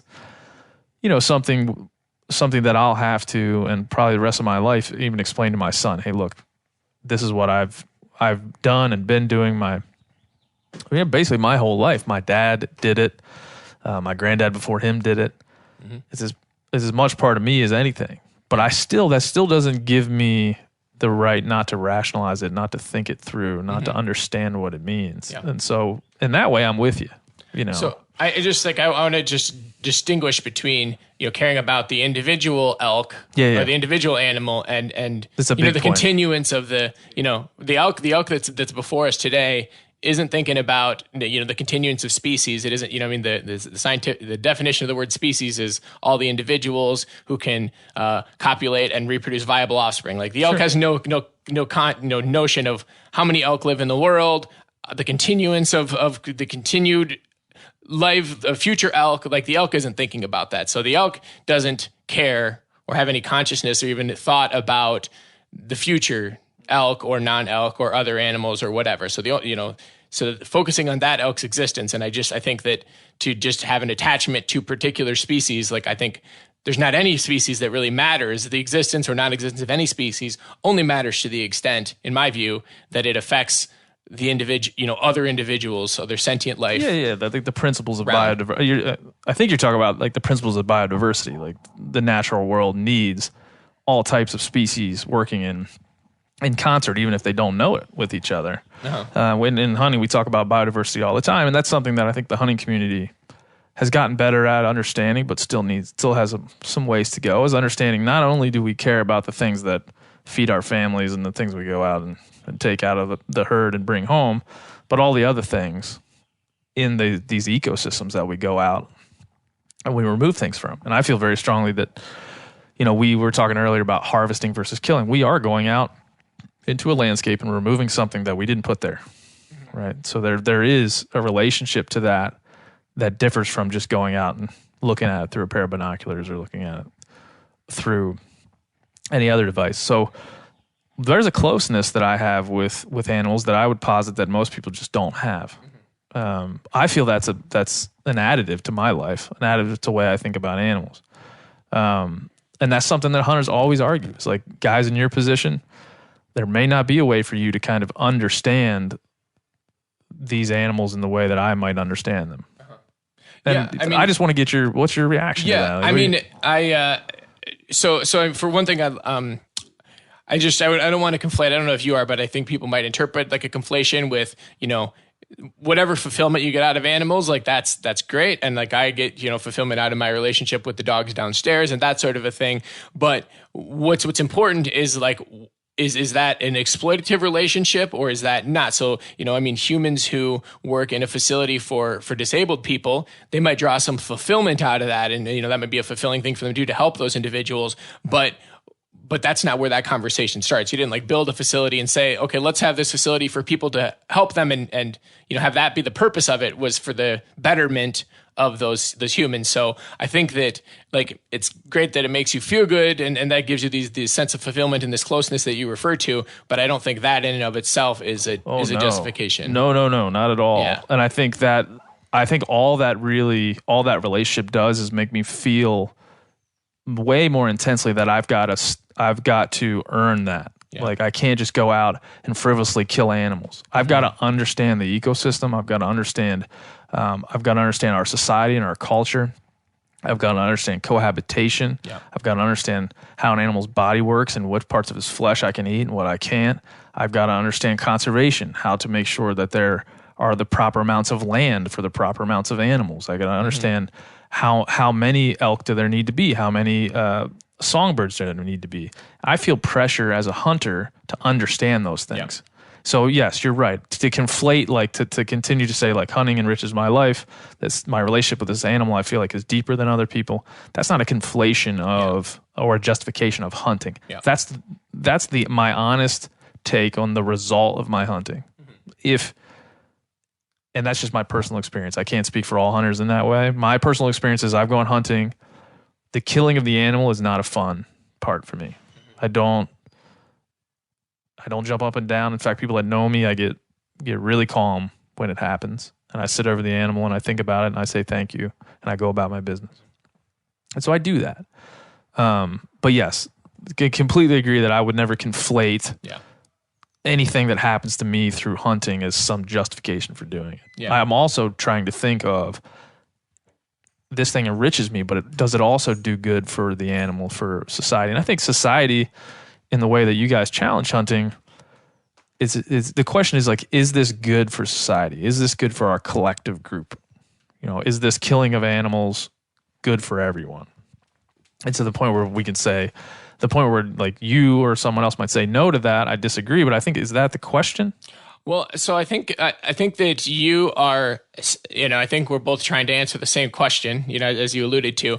And I think there are certain circumstances in a very, very immediate term type of sense where it's, I think, and I know you've made the point that people who hunt care more about animals than people who don't hunt. I think referencing people who eat I don't want to put it that way. I think I know what no, I was going to clarify. I think you mean like people who eat factory farm animals and don't pay any attention to it. Like you said, we were saying earlier at lunch, and I think this is a good point to be made, that if I were to, one question is like, I'm not going to get you to go hunt with me. And I'm probably not going to go to an animal rights rally. Actually, I might do that. Who knows? We're not going to get there, but one thing I would ask of you, and I'm asking this of you, I'm not telling you this is how you should feel. I'm saying like, if someone was going to eat meat, do you feel that hunting is a better way than all the other ways? That's a tricky question because I think like all the concerns that you raise, it probably is pretty certainly actually causes less immediate term suffering. There are some complicated questions around when you kind of normalize animal use. So in another context, you have these companies like Whole Foods that tout everything as humane and make people feel really good about consuming animals. And in some ways, like maybe their farms are a tiny bit, and I do mean a tiny bit better. But at the same time, I think there is a harm done in terms of making people feel good about an ideology that bottom line, at the end of the day, we want to see overthrown. And so, I think you're certainly correct. You're certainly more thoughtful than the average person, and you're certainly causing less harm, less suffering towards animals than the average person on the street. So, it's a complicated thing. But we're, in terms of opposing factory farm, we're a long ways on the path on the same page. When I see the documentaries on factory farms, and you see even in some of the videos I've seen that you guys have produced, you just I feel cheated, man. I feel like society wants to cheat me and trick me. Like it wants to present this reality that isn't true. Yep. I don't know where it began. I haven't looked, but I don't feel as though the drive-thru at Chick-fil-A wants to present me with the reality. I feel like it wants to just sell me its wares. Yep. And we were talking about it earlier. It seems silly to me to put a cartoon chicken on a bag with a dead chicken in it. I mean, it seems silly. So I just feel, as you feel, I'm sure, that is this a disingenuous nature to the way that our industries, factory farms and others, present the reality of these situations.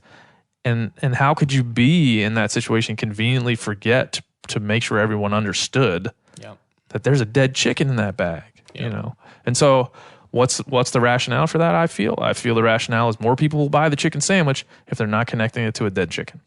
Yeah, you just look at kind of like what's normalized around people, and the same people, if they saw what was going on inside of Chick-fil-A farms, they'd be totally put off by it, and then maybe that causes them to change, or maybe they kind of forget about it a few hours later, and the rest of the world continues to normalize it. So you end up with a lot of good people participating in some bad stuff. Yeah, and there's a self-destructive nature, I think, to humanity, and we have taken, over the last probably 4 decades, we've taken cigarettes and made them, and outed them and said, look at what this is. Cigarettes is not good for you. They are not good for you. Yep. The tobacco industry has been deceiving you intentionally for decades. Yeah. But even then, even after all that, even after forcing them to put pictures of decaying lungs on their product, people are still hitting the e-cig in 2019. And so there's something about that intentional deception of like an industry or industrial nature that is always going to work on some people. A certain group, yeah. Enough to make it worth it for that industry to deceive you. It seems. You go to the line, you can see the line at Chick-fil-A, it's out the door. Yeah. And so, yeah, that we agree on that all day. My values around animals are always shifting and changing, and I'm always having to go back and think about, why am I killing this thing? What am I doing with it? How can I do that better? So I guess for folks that are there and watching, have watched this whole time, I would say that part of why this podcast exists, and I think part of the new generation of hunters that I've seen, part of what we're trying to do is understand ethically and morally what we're doing. Mm-hmm. Where in generations before us, that wasn't there as much. Hunting was a thing we always did, and it was accepted. I think now we're starting to question it more. I think that leads to this conversation. Yeah, it's certainly good that those questions are being raised, and I think that to me, there's this question there that it's what is this trait of that we would never justify. Humans are overpopulated, and so we're going to we're just gonna shoot them down like, hey, this is the best we can do.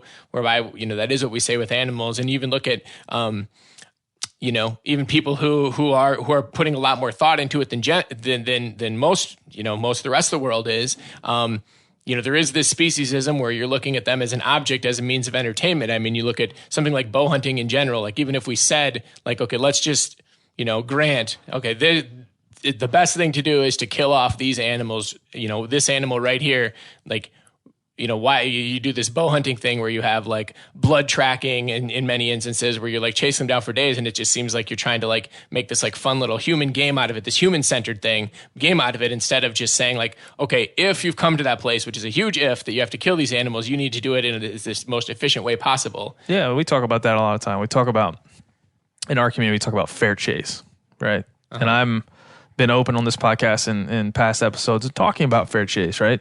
Is fair to what? Like there's a lot of oxymoronic things that go on with this topic in general. And I will say, before I get to that, we have archery seasons, so more people can go hunting. They can hunt longer, right? With archery tackle, your efficiency is going to be lower, and that's how state game agencies, state governments, and even the federal government get into how do we have an archery season than a muzzleloader season, which is a less efficient firearm than a high-powered centerfire rifle. So we have different levels of hunting to allow for us to say the state game agencies and the state governments will go in and say, okay, Colorado, you can kill this many elk in this unit, this many elk in this unit. They do that through population surveys and other things, harvest surveys from hunters as well. So they do those things. They identify how many elk they can kill, and then they allot those elk per season. Yeah, but right? So that's all like human-centered. It's not. It's all no. I would say it's most definitely human-centered, but it's also animal-centered. It's centered around. We're not doing that because we like bows and we like guns. We're doing that because we do want the most hunting opportunity. We don't like hunters don't see it the way that you guys see it. So we don't see it as a bad thing. So we think more hunting opportunity, the better, right? But there is, I mean, and I've said this on this podcast in recent weeks, there is an issue with the hypocrisy of saying, hey, I want the meat. Well, if you want the meat, why don't you just go get it in the most efficient way possible? So I'm really probably not in a place to just totally disagree with you there. But at the same time, there's a million things you can do as a hunter in the experience of hunting before you get to the killing that doesn't seem to make sense, or that doesn't seem to get up to the killing part. And so what I argue generally is not fair chase. I'm not trying to be fair to the animal in my pursuit of the animal. I want to kill it as efficiently as humanly possible. In the pursuit of the animal, which is oftentimes a very hard thing to do, I'm thinking in different terms than when I get to the actual killing of it. I'm thinking of, if I just wanted to kill animals, I would find animals on the side of the road and just shoot them and put them in the back of my truck, cut them up and eat them. If that's all I was there to do. There's other benefits that I tout that mean a lot to me. And like you said, that's humans. Those are human-centered things. But at the end of the day, I can sit back and go, okay, that question is this thing I'm doing good, right? Is it good for me? Yes, personally, it's good for me. It's great for me. And it has done things in my life that no one could understand. I imagine that hasn't been with me for those experiences. So you have that part. It has done good for me. It's done good for my family. It's fed them a lot, and they love it. Has it done good for the animal? Yeah. I mean, there's more wild turkeys. There's more elk. There's more deer. There's more mallard ducks than in 100 years on this continent. But I think like the whole like notion of like the furthering of a species is also human centered, because I think again, the mallard duck doesn't think how many more mallard ducks. I mean, why wouldn't they think how many more ducks? Why wouldn't they think how many more animals? Why wouldn't they? Like the mallard duck, the individual mallard duck doesn't take no solace in that. Yeah, the individual mallard duck doesn't, but that individual mallard duck also doesn't understand that it needs other mallard ducks. It needs nests. It needs wetlands. Yeah. It needs the prairie pothole region. And we as humans, because we are different than the duck, can go and say, hey, what does that duck... We have organizations, Ducks Unlimited, and Rocky Mountain Elk Foundation that are there to say, okay, what does that... Even though I'm a hunter and I'm out to, when I'm hunting, kill them, what can I do to make sure that we maintain this, not just that individual duck? And again, I think this is where we continue to kind of bounce off each other. Yeah. Not that individual duck. That individual duck matters, but it only matters as part of that whole, because those species matter to the ecosystem. That ecosystem matters to the greater ecosystem. And if we can take care of those individual species and those individual habitats in a way that all make a whole lot of sense, then we'll be just fine. These animals will be just fine, and we'll have taken the thing that enriches us, the human-centered part. We'll have participated in that, but only if and only if the human-centered part also benefits the greater population of animals. And that's I think the concept of hunting, and I think we know where we just don't line up there. Yeah. So I think like that's moving us in a good direction though. So it's not, the greatest good. So basically like kind of this net sum of maximum kind of well-being and happiness and minimum kind of suffering, whether that means 0 mallards or 1 billion mallards, like whatever that net sum is, like that's what we're kind of after. And to me, again, it's always been the case that when you elevate a class of individuals, the rights of the individual within that the entire class of an individuals on the whole has been better off. So I don't see, an argument. I mean, number one, an argument where it's not logically consistent do we deny rights to humans that we don't give to other animals? And number two, like why, if we did do that, why it wouldn't follow the same results that we've seen with all these movements throughout history where like, nobody's saying like, oh, we should go back and, remove rights from XYZ individual. Like I don't see a world where we have animal personhood where there's just not a massive improvement in the overall well-being of life on Earth. Like I said in the very beginning, like it's weighty for any movement to change. I mean, would be if 20 years from now where animal personhood is a thing, that would be a huge sea change in our culture and society and our humanity. Yeah. It would be monumental. It would be probably one of the biggest changes in our species ever. Yeah. And so that's, I mean, I could sit back here and be like, hey, prove that. Yeah. But I don't want to do that. I want to give the idea the credence that I think it deserves, which is that there's a lot of people that believe it. There's a lot of people that fight for it. And to Joe's point, Joe and I talk about this all the time, and I talk about it with a lot of other people. I truly believe that humans are consumption engines. Like most beings on this earth are consumptive engines. We were born into this world to consume things. There's nothing we can do about it. Yeah. Like if we stop consuming, we die. Yeah. And so we know that. And we know that's the same for animals. We know that's the same for most beings on this planet, that they consume. And so I give vegans respect, and I would give you respect to the thing that, like, if we're all looking at how we consume and we're being critical of it, then I think that's being progressively good. Like just saying, I really got to figure out this consumption thing because I can't get around it. I can't stop consuming, but I could maybe better consume. And I think generationally, I want my kid to think like that. I want him to think, how can I better consume? How can I better treat animals? How can I better understand what animals are, what I am, my balance with them? Like I said, my argument where we differ, my argument is hunting has helped me do that, but I could see how people would wonder why that is. Yeah. And so I think my podcast and these conversations are just like a journey to be able to better articulate that. I think you challenging me in ways and me challenging you in ways will help us better articulate our beliefs later on. Yeah. And if this and only if that and only that is what comes to this podcast, I think that's great. But I think probably more came from it than that. Yeah, absolutely.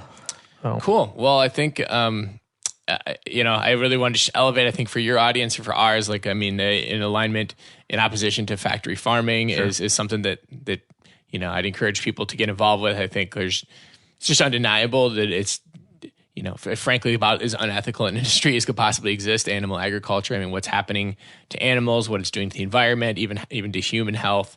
So I think that'd be a thing for people to look into. Yeah. I think that is as big of an impact as that has on our world and who we are.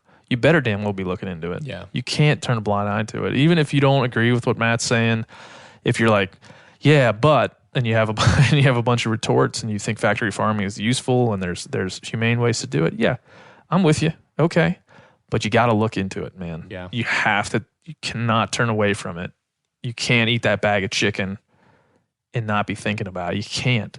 Mm-hmm. And we all have our things, man. Like I said, I'll rip out a nice chicken sandwich in the airport like as good as anybody. But I'm always understanding of I got to get better. There's ways that I can consume that are better than this, and hunting has been one of hopefully the many vehicles for me to do that. But yeah, look at direct action everywhere. Like I watched all the videos. All of them. There's a lot. Not all of them. All the ones that were on there, I watched them all because I just wanted to see. You know what? And I will admit to having like meeting you guys and putting a face to your organization and putting a conversation and ideas to it has helped me not to like see those videos and be like, oh, look at those extremists run around with chickens. It's like, it's not that, man. Yeah. It's not that. So those who are listening to this podcast that may want to label Matt or those that are listening on DXE's thing want to label me, I would just encourage you to listen to the conversation in its totality, take something away from it, and go about your freaking day. Like, you can learn something from this. I promise you. And you will be better for it. All right. Yeah, All right. That sounds great. Yeah, if for anybody who's listening out there, directactioneverywhere.com, Direct Action Everywhere on Facebook. Definitely give it a look, and we'll certainly tag you in our stuff and get that promo going too. Awesome, brother. All right. Thanks so much, Ben. Thank you, Matt. I guess I grew up on an older road, a pedal to the metal. That's it. That's all. Another episode in the books. In fact, this time number 70. Thank you to Matt Johnson and all his colleagues at Direct Action Everywhere. We covered kind of the reaction to and the results of the conversation. Like I said, there was parts that disappointed me. There was parts that were very enlightening. It's a complicated situation, and it's something that I'll continue to want to dive into just because it's challenging. And again, what's it worth having ideas that you feel strongly about if you're not willing to test them on folks like Matt who think really the opposite of how I think, and their worldviews are in direct conflict with mine. So I was driving away in their old rental car on the highway in Berkeley, California after the interview, just doing one of those, damn it, I should have said this, damn it, I should have said that. But I really, in retrospect, think that was good for me.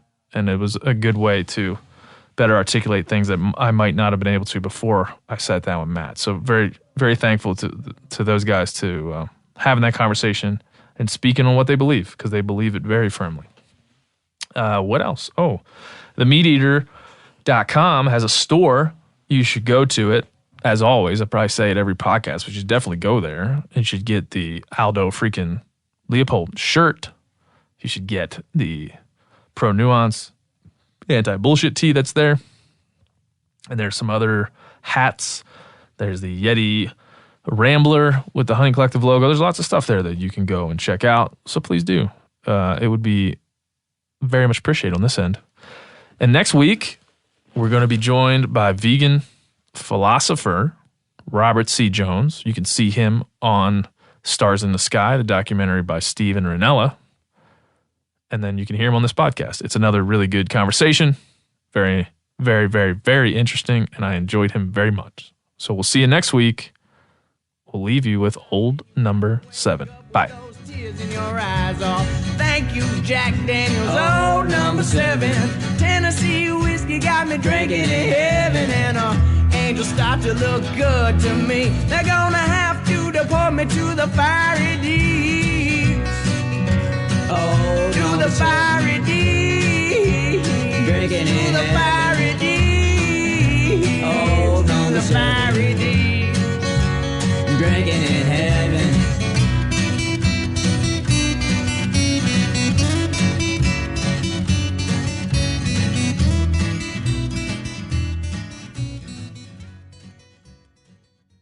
You ever get that feeling the walls closing in, the concrete jungle suffocating you? You crave some wide open spaces, the chance to connect with nature, maybe in a spot all your own. Well, head over to land.com.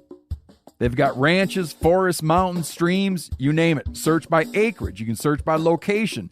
You can search by the kind of hunting and fishing you're dreaming of. Land.com. It is where the adventure begins. Hey everybody, listen up. I got mega huge news. Meat Eater Live is heading back out on the road. That's right. Join me and the crew. Clay Newcomb, Cal, Yanni, Spencer's going to be there. Phil the engineer's going to be there. Meat Eater Live headed back out. Now, when you get every ticket, okay? Every ticket you buy, you get a signed copy of our new Meat Eater Outdoor Cookbook. This tour is celebrating the release of the book. Buy a ticket, get a signed copy, Meat Eater Outdoor Cookbook, wild game recipes for the grill, smoker, camp stove, and campfire, which I'll point out is a $38 value. Here's where we're going to go.